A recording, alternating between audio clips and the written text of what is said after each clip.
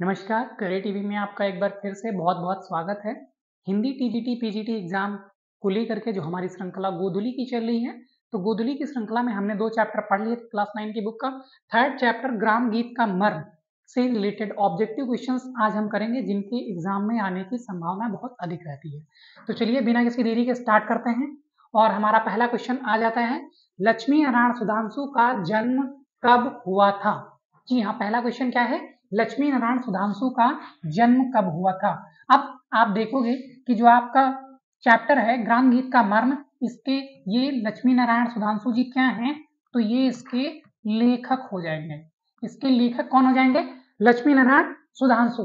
तब यहाँ पे आप देखोगे इसमें थोड़ा सा विकल्प में मिसमैच हो गया है। ये 18 जनवरी 1907 यहाँ पे कर लीजिए।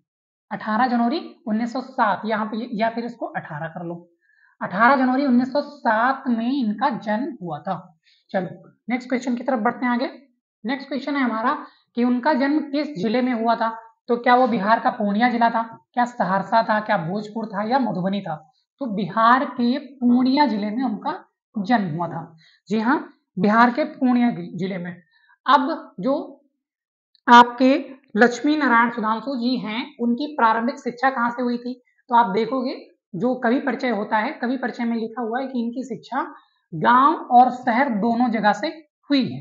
इनकी प्रारंभिक शिक्षा गांव और शहर दोनों जगह से हुई है, ये आपको ध्यान रखना है। नेक्स्ट क्वेश्चन है कि ग्राम गीत मर्म पाठ के लेखक कौन है? आपको बहुत अच्छे से पता है कि लक्ष्मी नारायण सुधांशु जी ग्राम गीत का मर्म नामक पाठ के लेखक हैं।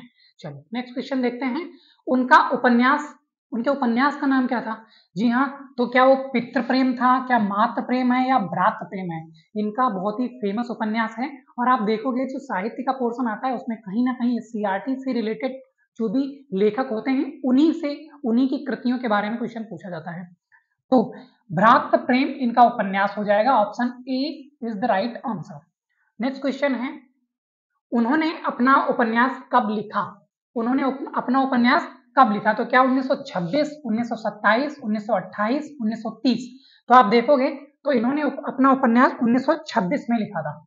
1926 में। अब इन्होंने उपन्यास के साथ साथ इन्होंने 2 कहानियां भी लिखी थी। 2 कहानी संग्रह बोल सकते हो। 2 कहानी संग्रह। अब 2 कहानी संग्रह के नाम क्या थे? 2 कहानी संग्रह के नाम क्या थे? क्या आप में से कोई बता सकता है कि 2 कहानी संग्रह के नाम क्या थे? तो पहली जो थी वो आ जाएगी गुलाब की कलियां। क्या आ जाएगी? गुलाब की कलियां। ये गुलाब की कलियां एक हो जाएगा। उसके बाद में दूसरा जो होगा वो रस रंग हो जाएगा। रस रंग, रस रंग। और ये आएगा आपकी 1928 में। ये 1928 में होगा आपका। और ऐसे ही ये 1929 में हो जाएगी। ये लेखक के जीवन परिचय से जो आपकी सीआरटी में लिखा हुआ है वहां से ये क्वेश्चन बन सकता है कि गुलाब की कलियां और रसरंग नामक कहानी संग्रह के लेखक कौन है? तो आपको याद रखना है कि लक्ष्मी नारायण सुधांशु। चलो नेक्स्ट क्वेश्चन देखते हैं। उनकी 2 कहानियां गुलाब की, देखो अगला क्वेश्चन ही वही है कि उनकी 2 कहानियां गुलाब की कलियां और रसरंज कब प्रकाशित हुई थी? तो अभी आपको बताया गया था 1928 में आई थी आपकी कौन सी? गुलाब की कलियां।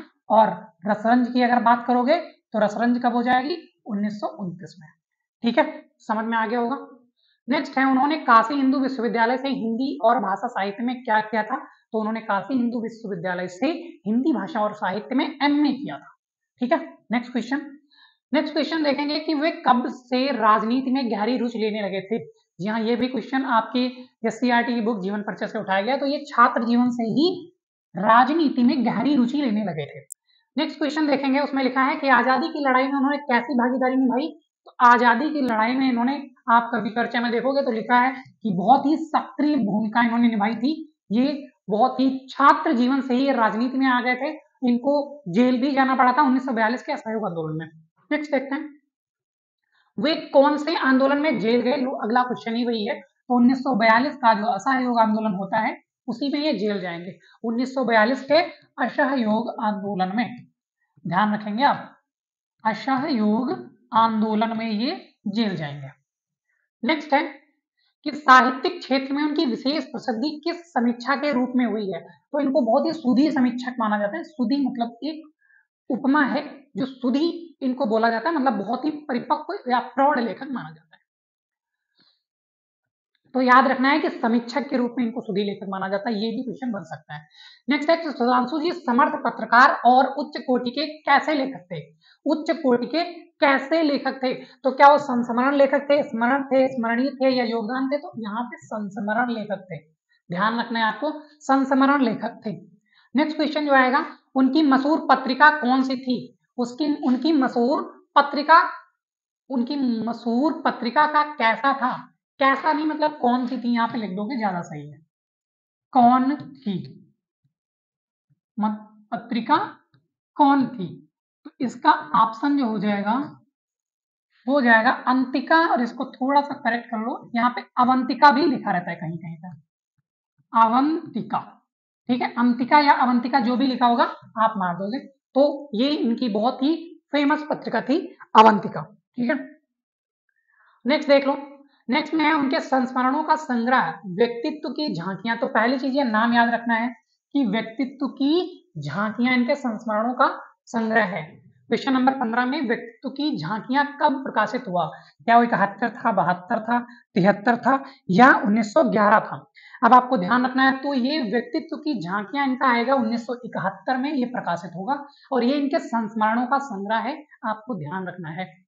नेक्स्ट आएगा क्वेश्चन कि उनके प्रसिद्ध गद्य काव्य कौन सा है? तो वियोग गद्य काव्य है, विनियोग है, विनय है या वियोगनी है? तो इसमें सही ऑप्शन आपका वियोग हो जाएगा, वियोग गद्य काव्य इनका माना जाता है। नेक्स्ट है कि उन्होंने अपनी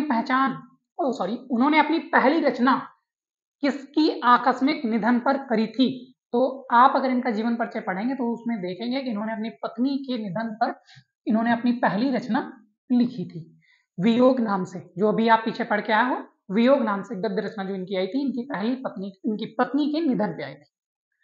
पहली रचना इनकी हो गई थी। बिहार के किस भाषा परिषद के जन्मदाताओं में उनकी गणना होती है? तो क्या वो राष्ट्रभाषा परिषद है, राष्ट्रीय भाषा है, राज्य की भाषा है या इनमें से कोई नहीं है? क्वेश्चन नंबर 18 के लिए आप देखोगे तो इनकी गणना राष्ट्रभाषा परिषद के सदस्यों में या जन्मदाताओं में करी जाती है। Option A is the right option. Next question चलते हैं कि उनके संचालक मंडल के आजीवन क्या रहे थे? वो जो अभी बिहार राष्ट्रभाषा परिषद आप देख के आए हो, तो उसके ये आजीवन सदस्य रहे थे, इसके लेखक नहीं थे, ये सदस्य थे। नेक्स्ट करेंगे, नेक्स्ट क्वेश्चन है, उन्होंने कई शिक्षण और कला संस्थान की क्या की? स्थापना करी थी कि मरम्मत करी थी कि विकास करा था? तो आप देखोगे उन्होंने कई शिक्षण और कला संस्थान की क्या स्थापना करी, विकास करा, मरम्मत करी या बनवाया? तो आप देखोगे तो उन्होंने स्थापना कई शिक्षण और कला संस्थान की करी थी, ठीक है। नेक्स्ट आएगा कि वे एक साथ साहित्यकार, राजनीतिक और सामाजिक क्या थे? तो सामाजिक क्या थे? सदस्य थे क्या, सामाजिक कार्यकर्ता थे क्या, सामाजिक लेखक थे क्या या सामाजिक शिक्षक थे? तो एक साथ ये क्या हो सकता है आदमी? सामाजिक कार्यकर्ता होगा ना, सामाजिक कार्यकर्ता। नेक्स्ट, सुधांशु जी ने ग्राम गीत में कैसा उद्घाटन किया है या विवरण किया है? तो आपको ये ध्यान रखना, इन्होंने मार्मिक, अगर ग्राम गीत आप देखोगे तो मार्मिक हो जाएगा, ठीक है, मार्मिक बोल सकते हो नहीं, इसमें सही ऑप्शन हो जाएगा आपका ए, मर्म, ठीक है, मर्म विवरण किया है, तो आप इसमें ए ऑप्शन लगा लीजिए। ए ऑप्शन क्या हो जाएगा? मर्म, ठीक है। तो इन्होंने मर्म का उद्घाटन किया है, मतलब इसमें उद्घाटन है यहाँ पे, तो उद्घाटन किसका किया है? मर्म का किया है। अच्छा, कैसे याद रखेंगे, क्या कहानी थी इसमें? तो ग्राम गीत में हम लोगों के होली में, त्योहार में, बाकी सब जगह पे सोहर जुगाए जाते हैं, जो गीत होते हैं, इसके बारे में इन्होंने बताया है। इस ग्राम गीत में उनकी महत्व क्या है, उनका महत्व क्या है, वो हमारे जीवन में कैसे हमारी जीवन शैली को प्रभावित करते थे, इन सब चीजों के बारे में ग्राम गीत में उन्होंने बताया है। नेक्स्ट चलेंगे, तो ग्राम गीत का उद्भव और उसकी प्रकृति का अनुसंधान करते हुए उन्होंने क्या किया है? उन्हें क्या किया है? तो ग्राम गीत का उद्भव और उसकी प्रकृति का अनुसंधान करते हुए उन्हें क्या किया है? तो उन्हें क्या करेंगे? प्रतिपादित करेंगे। Option A is the right answer, उन्हें प्रतिपादित करेंगे। ग्राम गीत याद रखना। अच्छा चलो, एक आपसे रचना पूछते हैं कि ऐसे कवि का नाम बताओ जो गीतों के संग्रह के लिए, ग्राम गीतों के संग्रह के लिए घर के पिछवाड़े, बारात के पीछे, लोगों से छिपकर ऐसे गीतों को सुनते थे और फिर अपने काव्य में उनका संग्रह करते थे। ऐसे कौन से लेखक हैं? चलो, अगर आपको पता हो तो कमेंट बॉक्स में बताइएगा। नेक्स्ट है, जीवन की शुद्धता और भावों की सरलता जितना ग्राम गीत में मिलता है, उतना कौन सा परिवर्तन कला में नहीं मिलता? अब देखो, यहाँ से समझ में आ रहा है आपको कि जीवन की शुद्धता और भावों की सरलता जितना ग्राम गीतों में मिलता है, उतना कौन सा परिवर्तन कला में नहीं मिलता? गाना, गीतों, सानाई या वाद्यंत्र? तो क्या हो जाएगा? गाना, गीतों, सहलाई या वाद्यंत्र। ये क्वेश्चन नंबर 24 है। आपको ध्यान रखना है कि जीवन की शुद्धता और भावों की सरलता जितना ग्राम गीतों में मिलता है, उतना कौन सा परिवर्तन नहीं मिलता? तो आप ये क्या इतना गाना में मिल सकता है क्या? उतना परिवर्तन कला में, गाना में नहीं मिलेगा। नेक्स्ट आ जाएगा कि मनुष्य की दो सनातन प्रवृत्तियां हैं, पहला प्रेम है और दूसरा क्या है? पहला प्रेम है, दूसरा विवाह क्या है? दूसरा ग्राम गीत है क्या? दूसरा प्रेमी है क्या? और तीसरा गीत है क्या? तो क्या हो जाएगा? ग्राम गीत। ग्राम गीत ऑप्शन आपका हो जाएगा कि मनुष्य की दो सनातन प्रवृत्तियां हैं, पहला प्रेम है और दूसरा ग्राम गीत। इस चैप्टर के हिसाब से आपको यह ऑप्शन टिक करना है। नेक्स्ट, आदिकाल में रामायण रामकथा किसने लिखी थी? तो रामायण किसने लिखी थी? क्या तुलसीदास ने? अच्छा, ये विकल्प दो बार आ गया। क्या तुलसीदास ने लिखी थी कि वाल्मीकि ने लिखी थी? बस आपको ये ध्यान रखना है। तो क्या तुलसीदास ने लिखी थी? रामायण में जाओगे तो आप रामचरितमानस की बात करोगे, तुलसीदास कर दोगे। रामायण की बात करोगे, रामकथा की बात करोगे तो वाल्मीकि टिक करोगे, आपको पता होगा। नेक्स्ट है, मेघदूत कविवर किसकी काव्य रचना है? मेघदूत कविवर, क्या वो कालिदास की रचना है, क्या तुलसीदास की है या वाल्मीकि की है? तो मेघदूत, मेघदूत विवरण, मेघदूत कविवर आपने पता होगा कि मेघदूत कालिदास ने लिखा था। इनकी और भी रचनाएं कौन सी थी? अभिज्ञान शाकुंतलम, मेघदूत, और तीसरी रचना के बारे में आप बताओ। नेक्स्ट है कि ग्राम गीतों में हमारी सभ्यता और किसकी चित्र वर्णित है? हमारी सभ्यता और संस्कृति का, हमारे रहस्य का, या समाज का, या व्यवहार का? तो हमारी सभ्यता और संस्कृति का चित्र वर्णित है। नेक्स्ट पढ़ेंगे, तो ग्राम गीत की कला गीतों का क्या है? ग्राम गीत की कला गीतों की क्या मरुदंड है, क्या अस्थिमज्जा है, क्या हड्डी है या गोत है? तो ग्राम गीत की कला गीतों का क्या है? मरुदंड, अस्थिमज्जा, हड्डी या गोत? क्या बताएंगे आप? तो मरुदंड है। ये चैप्टर में लिखा हुआ ये लाइन है और ऐसे ही एज इट इज लाइन पूछी जाती है कि ग्राम गीत की कला गीतों का क्या है? मरुदंड है। ठीक है, नेक्स्ट क्वेश्चन पढ़ेंगे, तो महिलाएं किसको दूर करने के लिए गीत गाती हैं? महिलाएं किसको दूर करने के लिए गीत गाती हैं? तो महिलाएं थकावट दूर करने के लिए गीत गाती हैं, या कमजोरी, या गुस्सा, या इनमें से कोई नहीं? तो गुस्सा दूर करने के लिए गीत नहीं गाती होंगी, तो यहाँ पे सही ऑप्शन है थकावट। थकावट दूर करने के लिए गीत गाती हैं। अभी आप केवीएस का एग्जाम पीछे जाओगे तो उसमें ऐसे ही बीच की लाइन पूछा जा रहा था, ऐसे ही बिहार ने पीछे के एग्जाम में किया है, इसीलिए आपको, आपके लिए ये एससीईआरटी सीरीज बहुत ही ज्यादा इंपॉर्टेंट है, अगर आप सिंसियरली किसी भी एग्जाम की प्रिपरेशन कर रहे हो तो, अन्यथा की कोई बात नहीं है। ग्राम गीतों में मानव जीवन के कैसे चित्र दर्शन होते हैं? ग्राम गीतों में मानव जीवन के कैसे चित्र? क्या मानव जीवन के प्राथमिक चित्र, द्वितीयक चित्र, तृतीयक या पंचम? तो कैसे चित्र वर्णित होते हैं ग्राम गीतों में मानव जीवन के कैसे चित्र? तो प्राथमिक चित्र आ जाएंगे। कैसे चित्र आ जाएंगे? प्राथमिक चित्र आ जाएंगे। नेक्स्ट देखो, नेक्स्ट क्वेश्चन है कि मनोरंजन के विविध रूप और क्या हैं? क्या वो विविधता है, विद है, वृद्धि है या विधियां हैं?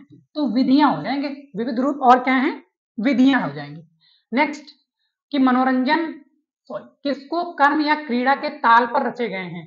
ग्राम गीत, ग्राम गीत, या इनमें से कोई नहीं? तो आपको पता होगा कि ग्राम गीत जो हैं ये कर्म या क्रीड़ा के ताल पर रचे गए हैं, ये इस चैप्टर में बताया गया है। फिर है, किसी भी देश के काव्य का उद्भव कहां से होता है? दंत कथाओं से होता है, प्रंतक कथाओं से होता है, कथाओं से होता है, या क्रीड़ा से होता है? तो किसी भी देश के काव्य का उद्भव जो होता है वो दंत कथाओं से होता है, आपको ध्यान रखना है। दंत कथाओं से ही किसी भी देश के काव्य का उद्भव होता है। और अच्छा, एक लाइन बताओ, फेमस याद आ रही है, वियोगी होगा पहला कवि, आह से उपजा होगा ज्ञान। ये लाइन किसकी है बताना, ऐसे एज इट इज पूछी जा चुकी है एग्जाम में, एक एग्जाम में नहीं कई सारे एग्जाम में पूछी गई है। वियोगी होगा पहला कवि। ठीक है, बताइएगा। ग्राम गीत का मर्म पाठ गद्य कौन सी विधा है? तो ग्राम गीत का मर्म पाठ की तो ये गद्य की कौन सी विधा है आपको ये बताना है। तो ये रेखा चित्र है या निबंध है या रिपोर्टाज है या फीचर है। तो आप देखो कि ग्राम गीत का मर्म जो आएगा ये रेखा चित्र है। क्या है? रेखा चित्र है। अच्छा, यहां से भी क्वेश्चन बनता है कि पहला रेखा चित्र कौन सा था और पहला निबंध कौन सा था। जरा आपको अगर पता हो तो बताना कि पहला निबंध किसे माना जाता है और पहला रेखा चित्र के रूप में किसको मान्यता प्राप्त है। नेक्स्ट, कला गीत का आरंभ क्या है? क्या लोकगीत कला गीत का आरंभ है, क्या शास्त्रीय गीत है, क्या ग्राम गीत है या काव्य गीत है? तो कला गीत का आरंभ आपका ग्राम गीत हो जाएगा। Option C is the right answer. Question number 37, ग्राम गीत क्या है? ये हृदय की वाणी है, मस्तिष्क की है, संगीत की जननी है या प्रेम की कथनी है? तो आप देखोगे ग्राम गीत हृदय की वाणी मानी जाती है। चैप्टर के हिसाब से ग्राम गीतों को हृदय की वाणी मानी जाती है। ये मस्तिष्क की वाणी नहीं है, ये हृदय की वाणी है। नेक्स्ट आप देखोगे तो आएगा ग्राम गीतों में किनके नाम बहुत आए हैं? गांधी सुभाष के आए हैं, चंपा चमेली के आए हैं, राम परिवार के सदस्यों के आए हैं या सेठ साहूकारों के आए हैं?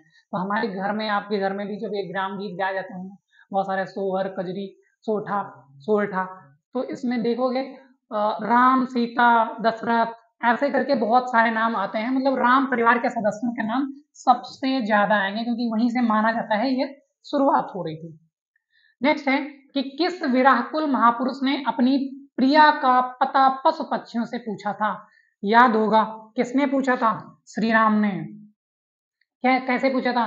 हे खगमृग हे मधुकर सेनी, तुम देखी सीता मृग नैनी। वो अपनी जब रावण सीता माता का हरण करके लेके चला जाता है तो ये पूछते हैं पशु पक्षियों, जो भी उनके रास्ते में आता है, राम जी जब सीता की खोज के लिए निकलते हैं, कि हे पशु पक्षी पौधों, क्या तुमने मेरी सीता को देखा है? तो हे खग मृग हे मधुकर सेनी, तुम देखी सीता मृग नैनी। तो पशु पक्षियों से कौन पता पूछेगा? श्री राम भगवान जी पूछेंगे। नेक्स्ट है कि हमारे जीवन के अनादि सहचर कौन है? अनादि सहचर कौन है? क्या भूत प्रेत हैं, राजा रानी हैं, प्रकृति है या देव दानव हैं? तो हमारे अनादि सहचर कौन है? तो इसमें चैप्टर देखोगे तो इसमें भूत प्रेत ऑप्शन सही कर लोगे कि भूत प्रेत हमारे सहचर हो जाएंगे। ठीक है, सही कह रहे हैं? सही कह रहे हैं कि गलत है?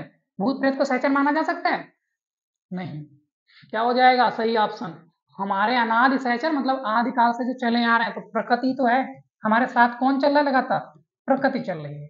तो प्रकृति को अनादि सहचर माना जाएगा कि भूत प्रेत साथ में चलता है। या राजा रानी मार देते तो वो भी सही हो जाता है क्या? थोड़ा सा ध्यान रखना है। नेक्स्ट है, इस वैज्ञानिक युग में यंत्रदूत कौन बने हैं? तो यंत्रदूत ध्यान रखना है आपको फिर से, यंत्रदूत कौन बने हैं? क्या पशु पक्षियों के माध्यम से अब हम लोग अपने मैसेजेस को प्रेषित करते हैं, या टेलीफोन रेडियो के माध्यम से, या पवन बादल के, या भौरे तितली? तो देखो ये बने सब हैं। पशु पक्षियों का भी इस्तेमाल किया जाता था, भौरे तितलियों का भी किया जाता था, आपने भ्रमर गीत पढ़ा होगा, फिर पवन बादल भी। लेकिन ये क्या लिखा है इस वैज्ञानिक युग में? तो यहाँ पे ऑप्शन आपका बी हो जाएगा, टेलीफोन रेडियो की बात करेंगे। यंत्रदूत आज के समय में तो टेलीफोन रेडियो ही है। नेक्स्ट क्वेश्चन पढ़ेंगे तो मेघदूत बनकर किसका प्रेम संदेश ले गया था? मेघ जो था वो दूत बनकर किसका प्रेम संदेश ले गया था? विरही श्री राम का, वियोगिनी राधा का, विरही यक्ष का, या राधा प्रेमी श्री कृष्ण का? कौन सा इसमें ऑप्शन सही हो जाएगा? तो यहाँ पे क्या विरही यक्ष हो जाएगा, या वियोगिनी राधा है, या श्री राम है? तो इसमें आप देखोगे, अगर आपने चैप्टर पढ़ा होगा तो इसमें पता होगा विरही यक्ष का प्रेम संदेश ले जाएगा। कौन ले जाएगा? मेघ। और क्या बनकर जाएगा? दूत। चलो अब देखो, जब भाई हमारे ग्राम गीत होते हैं तो उनमें मेघ के माध्यम से ही तो दूतों को भेजा जाता है कि ऐसे मेघ जाके ये कहना, ऐसे करके।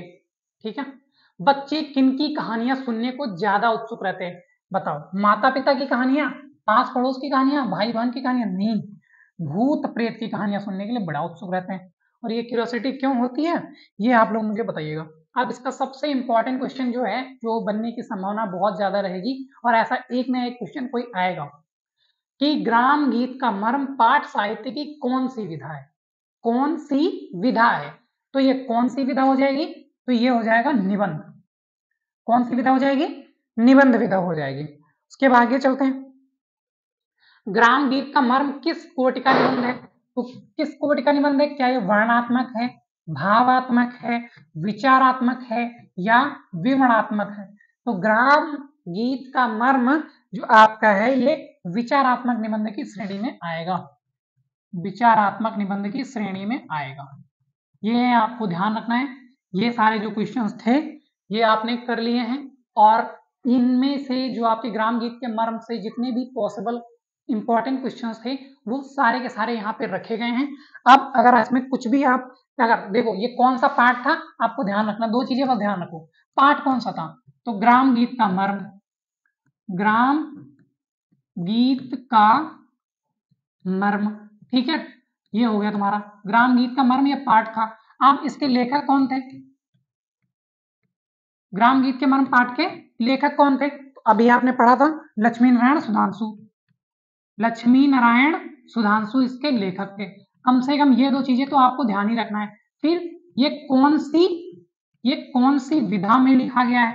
जो प्रस्तुत पाठ है ये कौन सी विधा में लिखा गया है? ये 3-4 से क्वेश्चन आपको जरूर याद रखने हैं। बाकी इस चैप्टर से रिलेटेड सारी इंफॉर्मेशन आपको दे दी गई है, आप इसको ठीक से रिवाइज कर लीजिएगा, एक नहीं दो नहीं 3 बार देख लीजिएगा। ये सारे क्वेश्चंस अगर आपने कर लिए तो आप मान के चलिए इस चैप्टर से अगर क्वेश्चन आएगा तो आपका 100% बन जाएगा। मिलते हैं अगले चैप्टर में, तब तक के लिए जय हिंद, नमस्कार।